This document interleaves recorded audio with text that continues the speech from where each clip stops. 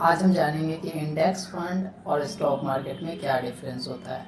हालांकि index fund जो होता है वो एक तरीके से म्यूचुअल फंड ही होता है, जहाँ पे आप पैसे को एसआईपी के तौर पे इन्वेस्ट कर सकते हैं। लेकिन एक्चुअली में स्टॉक मार्केट और इंडेक्स फंड में क्या डिफरेंस होता है, हम इसके बारे में बात करेंगे। और इंडेक्स फंड में कैसे इन्वेस्टमेंट होता है, बेनिफिशियल है या नहीं, इस सब चीज़ों के बारे में आज हम बात करेंगे। तो फर्स्ट जो होता है कि अगर आपने इंडेक्स फंड में पैसे लगाए, यानी कि आपने एक बहुत बड़ा फंड है जिसके अंदर बहुत सारी जो कि स्टॉक्स है लिस्टेड है, उसके अंदर आपने पैसे लगाया। और स्टॉक का मतलब ये होता है कि आपने एक पर्टिकुलरली किसी कंपनी में पैसा लगाया। तो रिस्क कहाँ सबसे ज़्यादा होता है, इस पर हम डिस्कस करेंगे। तो होता क्या है कि अगर आपने स्टॉक में पैसे लगाए हैं, फॉर एग्जांपल एक कंपनी है जैसे कि लाइक टाटा कंपनी है या रिलायंस कंपनी या XYZ कोई भी कंपनी है, आपने उसमें पैसे लगाए, तो आपको उसके पूरे फंडामेंटल को पढ़ना होगा, सब कुछ जानना होगा। अगर वो कंपनी थोड़ी सी भी डाउन या अप जाती है तो आपको ग्रोथ होगा, अदरवाइज आपको वहाँ पे क्या लॉस होगा ये मैं आपको बताता हूँ। अगर वो कंपनी डाउन गई तो वहाँ पे आपको लॉस होगा। लेकिन फंड में क्या डिफरेंस है कि फंड में आपने एक, जैसे फॉर एग्जांपल की निफ्टी है, सेंसेक्स है, तो निफ्टी 50 एक फंड है। निफ्टी 50 के अंदर ना बहुत सारी कंपनी रजिस्टर है, लाइक टाटा, रिलायंस, इस टाइप की बहुत सारी कंपनी है जो कि लिस्टेड है। तो आप जो पैसे लगाओगे इंडेक्स फंड यानी कि म्यूचुअल फंड में आप पैसा लगा रहे हो, तो वो सारे फंड में थोड़ा थोड़ा थोड़ा करके अमाउंट जो है डिस्ट्रीब्यूट हो जाता है। तो आपको अगर फॉर एग्जांपल निफ्टी के अंदर 50 स्टॉक है, 50 में से अगर एक स्टॉक गिर भी गया, एक डाउन भी चला गया कंपनी, तो बाकी के तो है ना सब 49 स्टॉक जो कि अप रखेगा आपके सेविंग।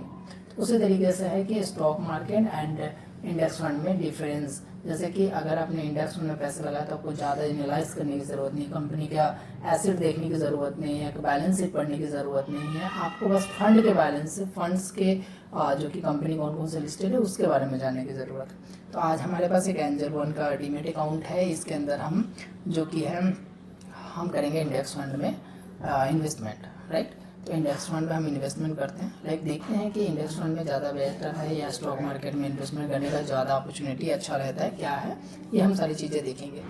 एक्चुअल में इंडेक्स फंड जो है म्यूचुअल फंड ही है। तो आपको यहाँ पे जैसे ही आप लॉगिन करेंगे, लॉगिन करने के बाद जैसे ही आप लॉगिन करते हैं अपना एंजल वन का डीमेट अकाउंट, आपको सबसे ऊपर में यहाँ पे, जैसे कि मैं यहाँ पे देख पा रहा हूँ, तो यहाँ पे आपको एक म्यूचुअल फंड दिख जाएगा।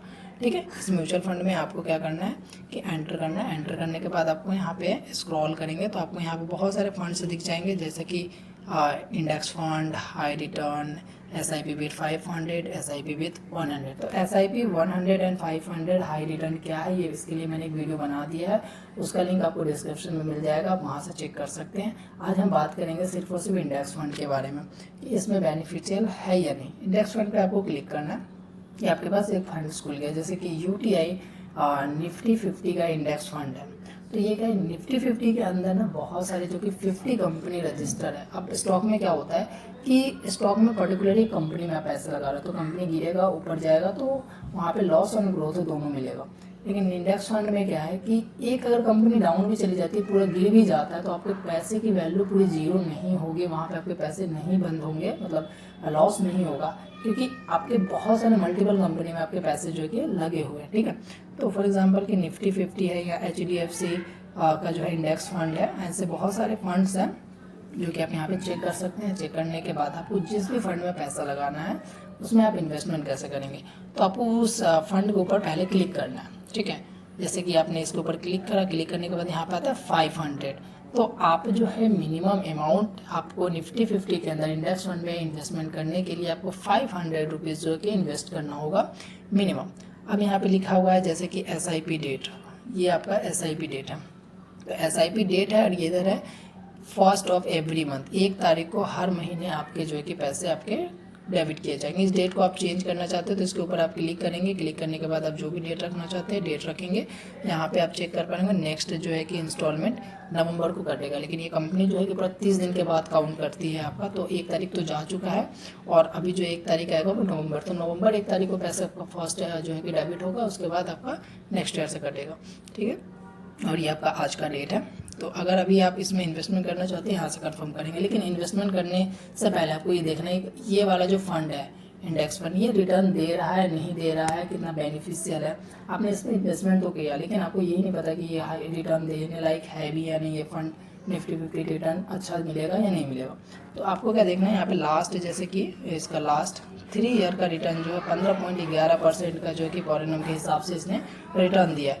नीचे आप कंपनी देख रहे होंगे जैसे कि HDFC का 14.42% का पॉरिनम के हिसाब से इसने रेट ऑफ जो कि रिटर्न दिया पिछले 3 सालों में।